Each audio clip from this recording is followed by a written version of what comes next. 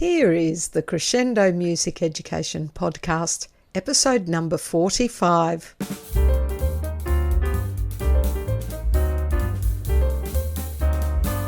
This podcast is being recorded on the lands of the Turrbal people. I acknowledge them as the traditional owners of the land and pay my respects to elders past, present and emerging. They were the first music makers on this land. In this episode of the Crescendo Music Education Podcast, I get to talk with Rhonda Davidson-Irwin again. She is one of my favourite music educators. I just adore talking to her. And we're talking about singing games. And really, we can change the world with singing games. This is part one. Sit back and enjoy listening to the lovely Rhonda Davidson-Irwin. And welcome to another Crescendo Music Education Podcast. And for this episode, I'm joined again by Rhonda Davidson-Irwin. Hello, Rhonda. Hello, Deb. How are you? Great. It's good to chat with you again. We really should chat more, not necessarily for podcasts. So, yes, apologies for that. But this makes us catch up, doesn't it? It does. It's wonderful. Yes. Yes. Now, if you have not heard the introductions to Rhonda, go back to episode 9 and 10 and you can hear the introductions and a little bit more about Rhonda's background and some of the marvelous things she's done in her career. Because for today, we're actually going to focus on a particular aspect of being a music teacher. And I happen to know this is one of Rhonda's favourite things. So, it's certainly one of mine. And I know yours out there, lots of you listening would agree that singing games are a really important part of our music programs. And I thought that we would just start talking about singing games, leading into some sort of nitty-gritty and advantages and stuff as we go through. But I'd love to just start listening to what you have to say about singing games, Rhonda. All righty. Well, there you go. Thank you for that lovely introduction. Look, to me, it's the crux of music education. We are so lucky that we get to play with our children because unfortunately, in the last even 20 years, this has been gradually declining. The last 2 decades, we've just seen the current education system becoming very much almost less child-centered, may I say. And one of the joys, I mean, you think about it. Okay, we've got a whole group of children over there. Deb, just over there. Okay, yeah. We need to entertain for half an hour, or an hour. I mean, with children, what's synonymous with kids? It's play. It seems so ridiculous that we're even having this conversation, that children and play ever since a child started to walk. In the cave, I always go back to the very basics. Thousands of years ago, when we entertained children, we would sing and play games with them. And it is, quite astonishing that our current education system has just cut so much of the joy from our programs. But the little bit of joy that is left is the responsibility, and we are so blessed in the music programs that we have. I also am in the great belief that parents are not singing to their children like they used to and not playing with their kids like they used to. Still, one of the greatest things is to be able to go outside with your children and kick a ball or catch a ball, get alone singing and catching a ball and kicking a ball. And I think that we have, music education has that incredible power to entertain in any situation. And one of the great things that we can do is do this in the classroom. Now, we're talking about children. Kids love to play. That's the bottom line. So we can use this as a tool because we know that kids are going to learn all the important stuff that's very important to growing up. We've discussed before, and I'm sure many of your podcasts have talked about the social, emotional, physical and intellectual outcomes that music education has. Well, we can have this just happen in spades without anyone even realizing through the music games that we do, or any games for that matter, but particularly music games. And I think the other huge thing is that like 75% of brain development occurs after we're born. A lot of people think that it's, so much of there's a huge amount of brain development that happens after birth, and playing up until, well, really, to be frank, I think adults should be playing more as well, which is why I love being a music teacher, because I can sit on the floor and play lots of games with kids and get paid for it. But I think that the music games are pioneering and have pioneered neurological development.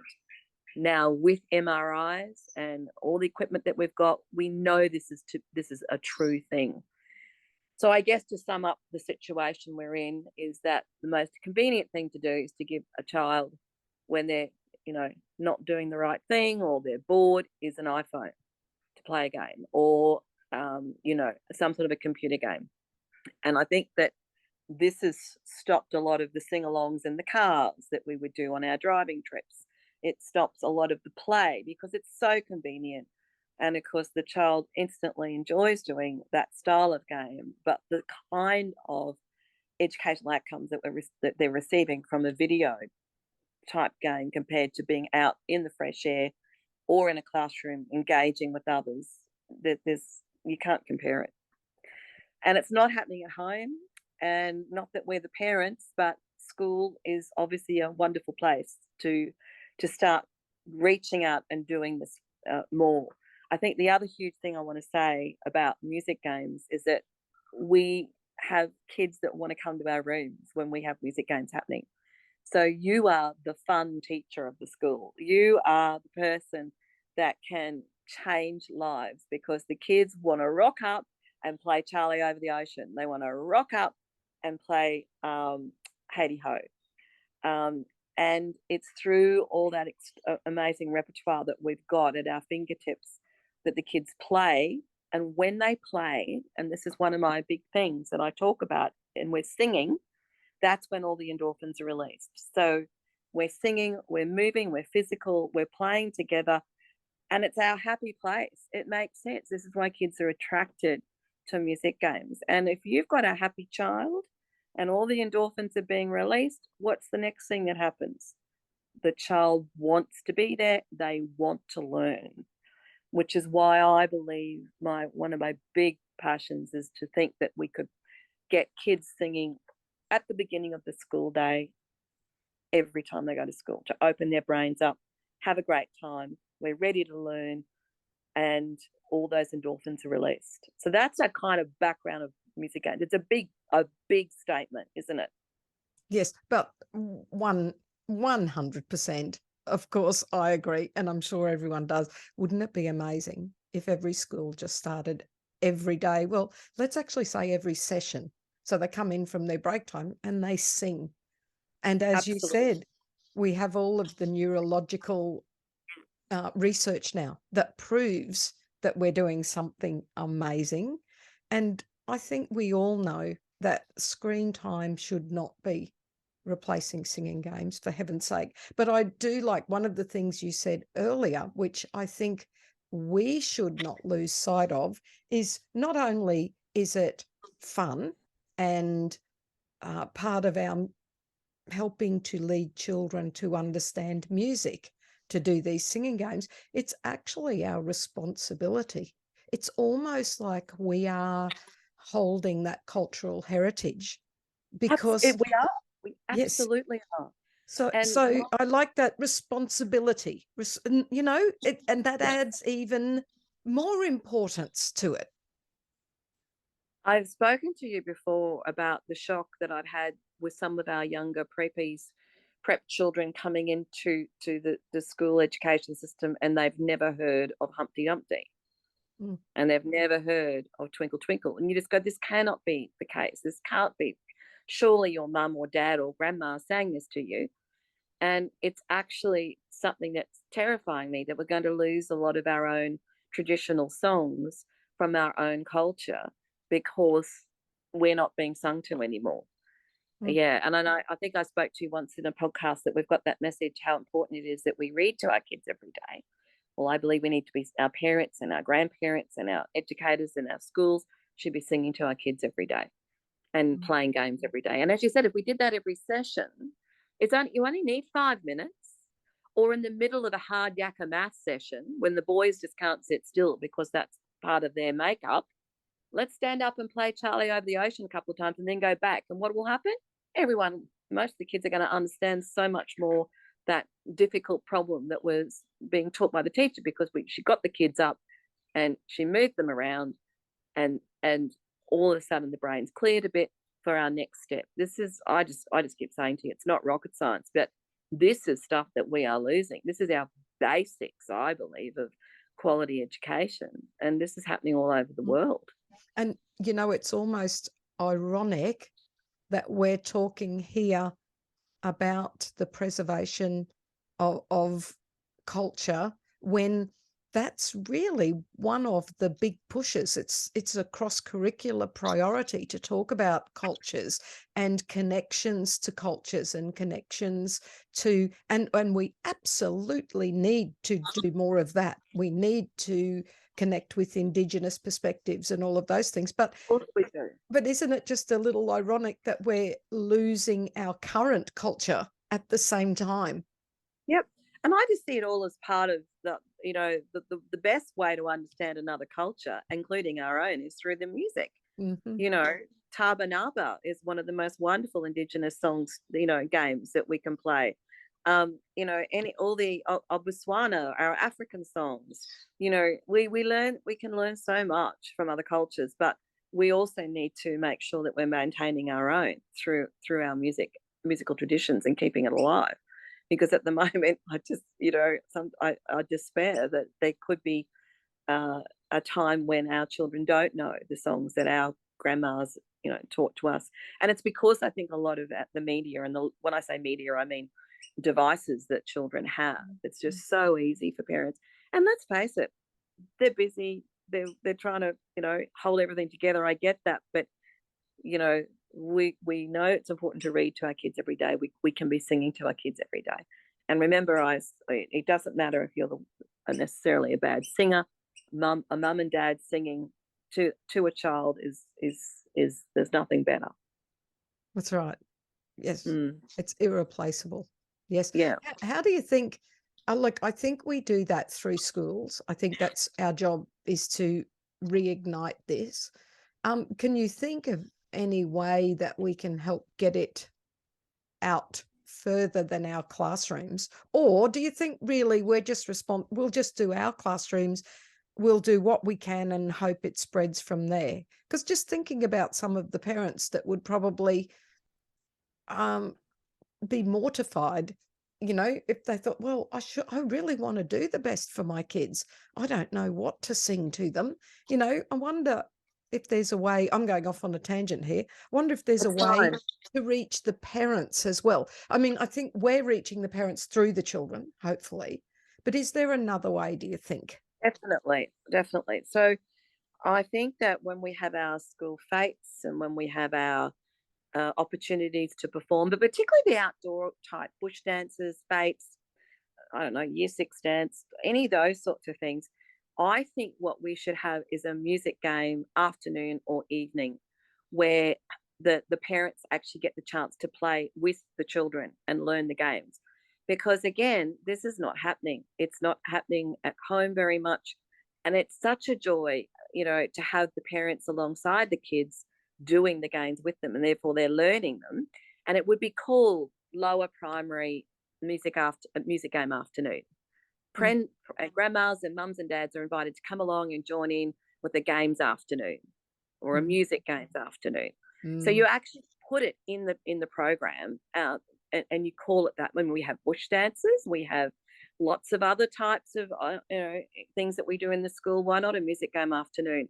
So that's one thing. The second thing that I found worked really well is to have an open classroom, maybe once a term, where the mums and dads, whoever can make it, come along to observe you teaching a couple of lessons, or a couple. Sorry, I shouldn't say a couple of lessons. It could be, but a couple, like an open day, a music open day. And again, this is an opportunity that, okay, mums and dads, up you get, it's your turn. And it could be an open day week where they come to the choir rehearsal and join in on the choir and the band, and And I think it's that kind of promoting and actually getting the mums and dads involved, because I know whenever I've done that, there's hysterical laughter. It's so much fun. It's bonding. It's all the things that we know that a music game can do. And it also focuses on what we are doing in the classroom, because a lot of parents still don't have a clue what you really do. And I don't think we publicise that enough within the school. It's hard for us to do a bigger picture thing, where, ideally, wouldn't it be incredible to have, right, every school sings every day, on assembly, a different song. That's another actual opportunity too, is on assemblies where kids get to show their drama activity, or we can do a music game. The grade 3B will show a game, right? That kind of stuff, because we just don't think of it like that, because it's our job, it's our work, and we go, why would anyone want to see that? Well, it's pretty cool, actually. When, you see in and out the windows and the kids playing a couple of games on parade, and you do it, it could be, it might take 5 minutes, and it could be 1 or 2 games, and you don't do it with all the grade 3s necessarily, depending on the size of your school. If it's a big school, you do a different game per class every couple of weeks. So it's about finding opportunities to showcase, and then the parents get to know what you're doing, number one, and number two, they're asked to join in. So I think there's a couple of ways that we need to do it. The open classroom I found worked really, really well, or the open music week. You put it in the newsletter and say, we're going to be featuring music games, and don't you know all the amazing things that happen when we do a music game. Come and join in and see your children in action. Because it's like when you do a bush dance, and the bush band will go, okay, kids, go and get mum for the next dance, or go and get dad. And they have, because what mum and dad's going to say no? Yeah, of course they're going to join in. Yeah. And I think they should do that more, and like that kind of thing. And I think that sometimes teachers just have to push through. Some teachers may feel, look, that's a very vulnerable position to be in. I mean, I don't. I can see the power when I've done it. The comments, I had no idea we did that, or the grade 3s. That was actually really hard to do that, and those kids did that. Yes, like they can see and feel all of the things we're doing. Nothing can replace that. But I think that anybody who would be hesitant to do that needs to just think of the bigger picture. And I think they'd all be very surprised at how positively it will be accepted. And if that's really intimidating to some of our listeners, and I appreciate that it could be, make sure it's super structured. You know exactly what you're doing. You know how you're going to teach that game. You know you're not going to do too much. It's not like a normal lesson. You might just do 3 things that you're super duper confident with. And I think you'll find, once you've done one, and you really select the repertoire that you know well, then, Bob's your uncle. It'll be incredible. On parade, it doesn't have to be joining in of parents. On the parade thing, it can just be displaying a game, like you would display a dance or display. That. And what I love about that is that you don't have to give up half of your lesson for half a term to prepare some special performance that is a little removed from your classroom. You're actually not giving up your teaching time. You're actually getting a little bit of extra teaching time, because they're playing a game they already know. It makes sense, doesn't it? And then the other thing I think is really important is that the other teachers, who also don't know what you do really, are there watching what the kids are doing and going, wow, I've never seen Johnny do anything like that before. Doesn't do anything like that for me. How come he's doing it for Mrs. Davidson-Irwin or Mrs. O'Shea? That doesn't make sense. Right? Because they don't see what you do either. No one sees what we do, which is half the problem of this whole argument that we're having. And that's why, if you do this sort of idea, particularly on parade, then people start to value you more and value what you're doing. You're not just the non-contact teacher. You are the music teacher.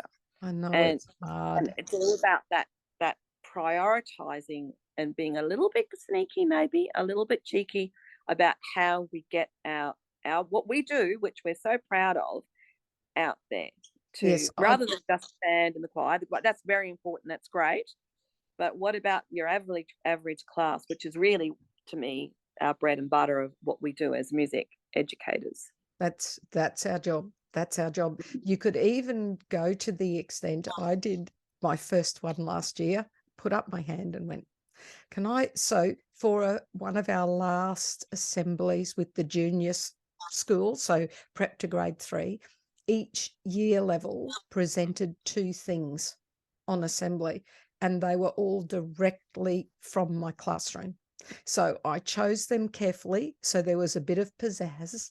One was really important. A plate movement, like paper plates, Trepak from the Fabulous. Help Me Nutcracker, and yes. we sang cannons walking in concentric circles. I obviously made it visually interesting, but everything that we did, it was directly from our classrooms, and every single teacher that was there commented on something to the effect of, I had no idea you did that, XYZ. Yeah. And they also commented on individual children. There you go. I couldn't believe, Freddie did X, or did you see Mary when she did Y? And I'm just going, this is just my job. This is what happens every day. But they don't know that. No. And I think it's very important that what you just said, that we've got to be, when we're in the public eye like that, we have to be a bit of a showman. We have to put on a little mini performance, even if it's not your comfort zone. It's all about validating what we do. And let's face it, we're having to do this more and more at the moment, because particularly in Queensland, our extraordinary, system that we have in music is trying to be a little bit wide-anted. So we have to be doing this if we want to be continuing to do music. So, and to us, it's obvious that what we do, but to others, it's not. And you're the only person in the school that's mostly who's a classroom music teacher. Sometimes there's 2 that share, I understand that, but mostly it's just you. And I think these are ways that, we can really, really engage our admin, other teachers, children and parents in one big swipe, and think about that, because it's really, really important. And I just think singing games, that's the vehicle, because it does all of these things. It does all of I started trying to dot point some of the advantages. There were so many. I thought I only spent a few minutes, but all of the social things that happen, all of those, learning to take turns and being part of the group, being accepted by everyone in the group. You can't have a successful circle game if there is one child ostracized, that nobody will. You can't have a successful society. You can't have a successful anything. That's right.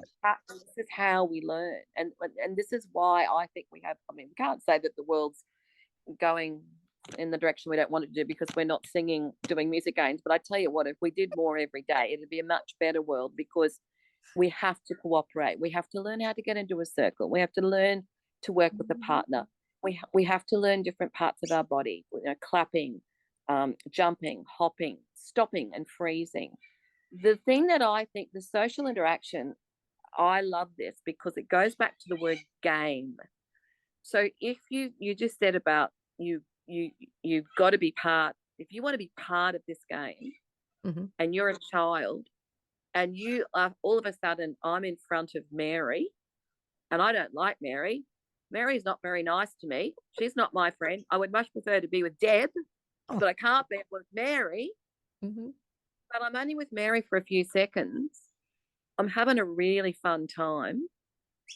And for the sake of the game, because I'm 7, I'm just going to be with Mary for 3 seconds for the game, where I've got to do the clapping game, and then I know it's all over, thank goodness. Now, then after that child's done that, I say in my brain, Mary wasn't quite as bad as what I thought she was. she was actually quite nice to me then when I did this. So we're learning a tolerance about each other. Socializing is so important, and it's that social tolerance, whether you're of another culture, another color, another creed. The game is what the kids count, that's what's important to them, nothing else, because they're children. Mm-hmm. And that's why we have this incredible gift when we go music game. Yes, and they're never bored. yeah, They're and never poor Mary. I don't know why I've just picked Mary. By the way, Mary. Mary, any lovely Marys out there, I do apologize. Yes, that's right, Mary. If you're listening, Mary, this is not about you. This is about this is about a fictitious Mary. But let's look at it from Mary's side. Mary, this may be her only positive interaction in her Correct. whole day. Absolutely. And she may not have spoken to anybody very much the whole day. In a classroom, you've got, I don't know, 25 kids. You've got some children who never speak to each other, never have anything to do with each other, with the exception of a game. And I think that if we can develop all these different skills, well, basically kids are just having the time of their life. That's the other big secret, is that they are having so much fun. And I think when we talk about nitty gritty, I'm not necessarily talking about one game for 20 minutes. I just want to clarify that. It can be, probably 3 to 4 minutes, and we can do 2 games. And getting back to the nitty gritty of these games and what they do, with the laughter, what happens is emotionally the kids feel happy and comfortable in the space, and they know this is a happy, fun space. So emotionally it's so important. Socially it's so important because of what we just said about mixing the group. I talk about, it's not you going, the teacher going, I'm sick of you two together. You're always together and you're not doing the right thing. I'm going to move you. You don't even have to do that, because the game moves you and mixes the whole group up, which is just fabulous as far as I'm concerned. Yeah, and intellectually, intellectually, the games are so tricky. You've really got to focus to make it work. These are games that are quite challenging, so you just can't. It's difficult. Like, I find I don't have a lot of issues with discipline, and because the kids want to be there and they know that if we get through the next part, if we can write out the first 4 bars of busy buzzy busy bee, we'll be playing another game. So it's a great motivator as well, rather than 20 minutes on writing 4 bars. Yeah, and I am sure that there are teachers out there like me who have actually used the game. It's not even in the lesson plan, but you have chucked the game in because you want to separate particular children, or you see something happening and you go, if we had a quick game of, oh heavens, what's a ickle ockle finding partner game, let's jump up, let's have a quick game of ickle, or which song am I thinking of? Ickle ockle, can we play? Yes, let's play. That little bubbling issue where those kids weren't getting on sitting in that corner, instead of going, like you said, you get away from, I want to stop using people's names because I don't want to offend people listening. Mrs. Crotchet. Mrs. Crotchet. You Miss Crotchet. And yeah, anyway, instead of separating them out, just have a 3-minute singing game. They're all mixed up. Yep. They've got different partners. They've forgotten what they were fighting about or about to fight about. So just as another little aside, a singing game is an amazing behavior management tool. It's the best. It really is. Yep. And, the other thing that we haven't mentioned yet is the actual teaching of the music concepts, the things that you teach through the repetition of the songs. We're developing, I think you did mention about developing singing voice and stuff. Just the ability to match pitch and sing in tune. The more you hear, the more you participate, better you get. The memory, oral memory, the storing of the little motifs that you hear over and over again. You're building your musical vocabulary. You're doing so many things musically through playing a game. I am reminded of a little story when I taught do re mi classes, little tiny kids classes in Cairns. Yes. So I had like say a 3-year-old group, and that's when you do the songs and rhymes and games with the parents joining in, and it's all very lovely, and it was going very well. And after, I don't know, 6 months, one of the parents came up to me, very nice, very supportive, and just said, look, I love it, my little fellow loves coming and it's great, but when are we going to learn some music? And I thought, that actually changed me a bit. I'll tell you how that changed me a bit, because I thought, oh my goodness, like she was waiting to learn, to see, I guess, something more like a traditional piano lesson or whatever. Whereas what she was seeing was what she was seeing was a rich early childhood music program, which is, of course, rhymes, songs, games, playing a few instruments, So what I tried to do after that, when I had parents in the room, is I would just put in a quick sentence or two every now and then to explain to the parents what I'm doing. Yeah, and that's why yeah. you can, it's exactly what we spoke about in the open classroom, which is actually what I did. I would say, if mums and dads, if you don't mind getting up, let's have a go and see if you can do this. And of course, many of them couldn't, because it's extremely difficult. Because one of the other great things about this is the multitasking, having to do something where you're singing, moving your feet, having to do this at a certain time. And then if you actually explain a little bit what we're doing in that lesson, which is what you did, and what I would do in the open classroom, again, you can't have the expectation that people actually understand what you're doing. Yes. Right? We need to explain just about everything that we do, which is sad, but that's the bottom line. Yeah. But you're right. We keep it short, though. Keep it really short and just say, oh, by the way, we're actually, while we do this, we're doing blah, blah, blah. And then off you go. Just so that, and it was back in the earlier times that it really struck me that I thought, just because I know what I'm doing and why. No, it's actually, they knew what I was doing. They didn't know why I was doing it. So I agree. Let's sneak that in. I think that's really, really important. I also want to talk a little bit about post-COVID children while we're talking about singing games, because at the moment we're going to get a number of children coming into our schools who for 2 to 3 years didn't see another soul, were in their homes, didn't have a lot of socialization, babies who were only working or seeing people with masks, who didn't see facial expressions, eye contact, all of this stuff that we're learning through a music game and through music. And also it appears that unfortunately we're seeing a huge level and increase of stress and anxiety and depression in our children. And I think that going back to the basics and really doing music games like we've done previously is one way. Again, I always talk about bringing the joy back to our teaching lives, our children's lives, potentially our parents' lives, when we can educate them to do some simple games at home. And I think that the emotional aspect of doing, it's great for kids to be happy and be, I think, open minds and wanting to learn because the endorphins are there. But it's also that anxious child or the shy child who starts to develop with the repetition, which is what made me want to say this. After the 3 or 4 or 5th time that we've played the game, it's that little person going, I think I can do that. And watching, and sometimes maybe the teacher, not you, gently pushing that child forward to have a go.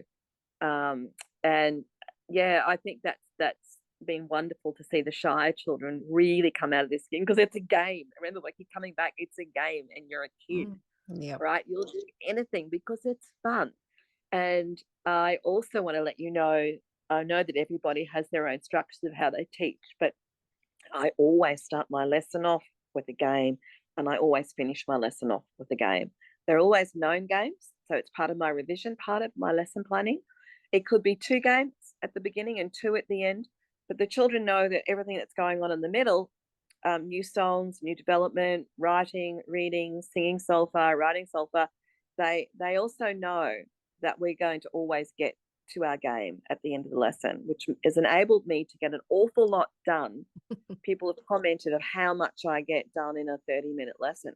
And that's because of that behavioral management, being able to use the game. Okay, look, we've just got a couple more minutes. I'm sure you can get this down. No, so what's that? That's it. Pop it down. You've got it, so that we can then help them. And because I have seen many teachers teach in my lifetime, and I have seen many, many teachers get bogged down with our reading and writing. Now, it's so important that we read and write, but it's going to be so much better if the kids have an open, fun mind before they start it by doing the music game. So it's something to definitely consider. And I think going back to that, the stress and anxiety, I think we're going to find more kids coming into our schools, and which is going to make this even more important, and to cherish the music games that we have, so that we can, use them. For so it's incredible to me. It's the magic bullet of teaching. It And is. I also say to general teachers as well, or people who are just starting out, if you're not sure of music games, look up any of your traditional repertoire. Look up your resources like TuneIn, those who are music teachers. Look up, there's so much, some wonderful games and repertoire in the curriculum. Get the favorites. Make sure you know it really well before you teach it, because some of them are really tricky, and you've got to practice it and figure out what the heck you're doing. And yeah, I think it really is going to be so important for our future. I think that everybody out there is going, yes, I agree. Like, how can you not agree? I think they're so important. Singing games are so important. And that I'm going to have one more little question of you before we go, because yes, always I have to ask. I think there are people out there thinking, oh, I wonder what games Rhonda likes to use in her classroom. And it is a bit like saying, pick your favorite child. So I'm not going to say pick your favorite game, because it is too hard. And do you know, I have different favorites for different year levels, for different cohorts. There are sometimes a year level will, I say year level only, as I'm just doing, say, teaching grade 3, all of this game, and they'll grab this game and they will just be obsessed by it. And I will think, well, that's interesting. We didn't hate it last year, but,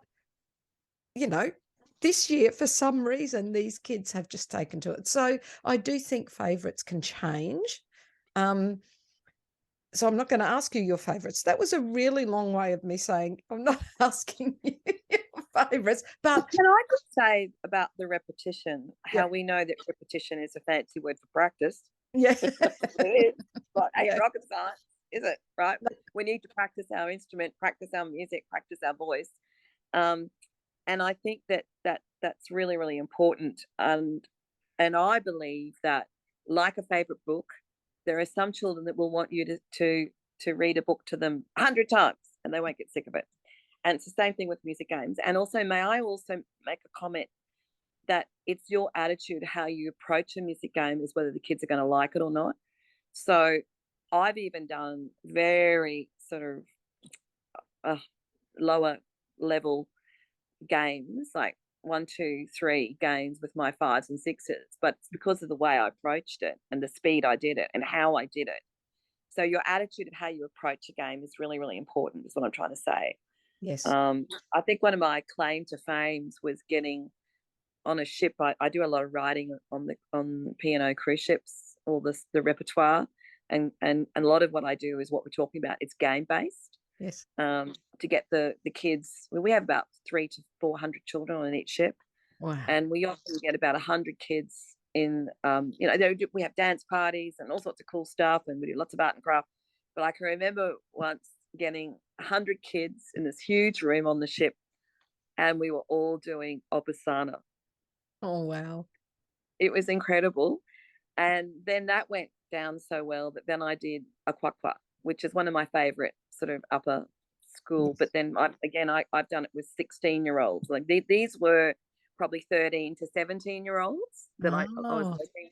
wow. And and it was like 100 kids, so it was really cool because we just kept getting another circle, then another circle, then another circle, and I was a bit nervous because that's a lot of kids. I had people that were helping me. I had the youth activities people there, personnel, but again, it was they were ready for fun. They were ready for the game, and the game itself was cool. So I've already let out one of my secrets, and those of you who know me know that I love a quack, and I always have. In fact, a lot of people go, "Yeah, that's." I always, when I think of a quack, I think of Rhonda. I went, really? Oh, there you go. I love Alice the Camel, and do you know what I mean by Alice the Camel has 5? Good old Alice the Camel. I mean, how much fun is that? Another favorite is Father William.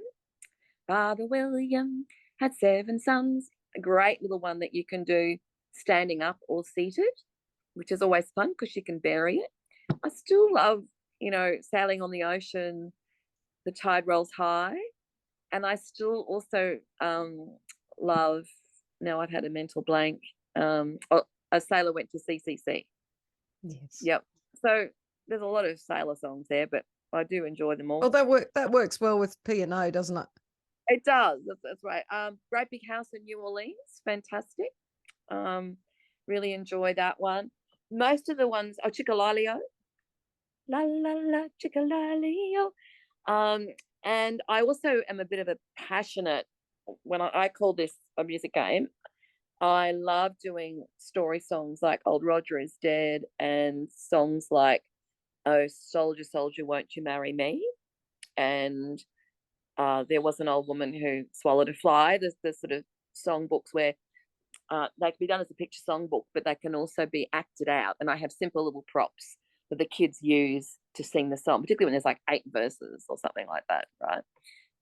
That makes it fun. And the kids are desperate to have a go, to hold the hat for this or the cane for that or whatever. So I suppose that's a couple, but listen, I mean, Kangaroo, Skippy-Roo, London Bridge. Look, I can just go on forever. 1, 2, 3, O'Leary. Yeah. I've done that one for a while. There's so many of them. And I also like to vary them. Like, don't feel you can do the structured game that's written out, but you can also do it just as acting out the words. Or some of the songs are so complicated. I think this is something I really should have said earlier, that I never do a game and a song straight up. I always teach the song first and then revise the song the next week and potentially maybe do a little bit of the game or do some simple actions with the song. It depends on how complex it is, but I will vary. The analogy I give is not giving out all the lollies at once or all the fruit at once. It's about building it. And if you just do all the game at once and learn all the song and learn all the verses, it can take the entire lesson, to be frank. So it's nice to layer it like that Danish pastry and just learn the song, and the kids don't even know there's a game. And then the next week you'll revise the song and you might add a couple more verses and then do some simple actions with it. And then the next week, but this is week 3, I'm talking with really staggering it out there. That's when you might do half the game, and then the week after that, the whole game, and then it turns into a revision game because the children know what it is and they know what it, like Charlie Over the Ocean, another fantastic one, and Cut the Cake. I do love Cut the Cake for so many reasons. So some songs can just be acted out, like The Bear Went Over the Mountain can just be acted out, and sitting down with your big bear actions and your claws, just learning the song, and then later down the track you come up with the wow. It's like when you find a great orchestral version of a song, you're not going to necessarily play that straight away. It's part of the gravy, part of the cake, the icing on the cake down the track, and then they recognize it because like, oh my goodness, that's Frere Jacques. Wow, that's beautiful, and they recognize it in the melody as opposed to just you're so keen to bring out all the goodies at once because it's so cool. But, it's nice to spread them out so the kids can really appreciate it. And the same with games as well. So that's some of them. I've given you a few more than 2. Sorry. Yeah, just a few more. Yes. Sorry. Oh, look, that's wonderful. I love singing games. I know you love singing games, and I have heard you before say you start and finish with singing games. So I thought you were the best person to get on to have a chat about singing games. So I guess to just sort of conclude some of the things that we do, what we're doing, it's language acquisition, learning how to speak, open our mouth clearly, our musical memory. It's listening, learning to listen and comprehend. Every song I do, I always explain the historical why are we drawing a bucket of water? In fact, what is drawing a bucket of water? What's drawing? It's Are we drawing. Drawing. Now, why to do that? Why couldn't they just go down and turn the tap on, right? Yes. So we're learning historically about the song. We talk about the bucket, the drawing, and I go, well, why have we got the sugar at the end? Why are we shaking up the sugar pot? To make the cup of tea. That's right. So we're learning about language. We're learning about history. We're learning about understanding impulse control. That child that you were referring to. We're not just running around and carrying on, and we want to be part of the game. That child has to learn to control their impulses so they can be part of the game. We're problem solving. Do we go run this way or that way? Well, hang on, do we pick this up? Who's got the button? In button, you must wander. So we're problem solving the skills that we're doing. We're thinking abstractly. We're thinking out of the square. We're imagining that there's a well of water there. The abstract thinking, I think, is so important. And of course, the other thing is just the development of our reading skills eventually. You know, reading the words, reading and matching when we start our reading and writing. So it's just one of the most, I just say it's one of the best things you can do for your kids is not only sing to them. Remember, we still got 30% of the country don't have music teachers. So just remember that. So if you're not a music teacher and you're listening to this somewhere and you're going, I can't do all of this, all you have to do is sing some of songs from your own childhood, for that matter, or traditional songs like, do you know Twinkle Twinkle? Do you know Drunken Sailor? You know, anything that you can do to sing to your kids, and then look at some of the games that are out there. There's a lot of stuff on when you Google, you'll find some great stuff there. And of course, as I said to our music teachers, we've got a wonderful plethora of music games. Just make sure if it takes too long to teach, it's too difficult. That's your best benchmark. If it's taking longer than 2 or 3 minutes to cross over our arms and we're teaching a song, I'm trying to show you. Yes, I can see. You're going over across your body and it's taking 20 minutes for the children to do that. You know that developmentally it's too hard. They're 5 and trying to do that, you'll realize that's a bit too tricky. I might try it with my 7-year-olds and all of a sudden they can do it. Right? Yes. Or so going across their body. Sorry, I keep forgetting this is not video. So, make sure it doesn't take, because we don't want the kids frustrated. We want it to be easy learning and them having fun. And that means that it's got to be developmentally appropriate for that age level. Yes. And like you said, to break it down and scaffold as needed. Correct. And yet, like you have also just said, make sure it's not too difficult. But that's the art of teaching and good pedagogy, isn't it? But for those people who are new or want to try something, you just choose something, ask around, ask the people who've done it before and say, does this sound like it might work with this age group? And then just try it. Because once you've tried it and you've got that one under your belt and you feel comfortable, then you add another one and, Bob's your uncle. Before you know, you have a whole repertoire. Is he your uncle as well? I think Bob's everyone's uncle.